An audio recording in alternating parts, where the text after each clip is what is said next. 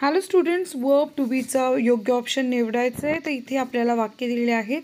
She dash dash a clever girl. The am is आरपैकी कायम लक्षात ठेवा, ही शी इट असेल तर इज वापरायचं आहे. She is a clever girl. Second sentence आहे आय एम. कायम आयच्या पुढे ॲम लिहायचं असतं. I am a student of at primary school. Third sentence the children.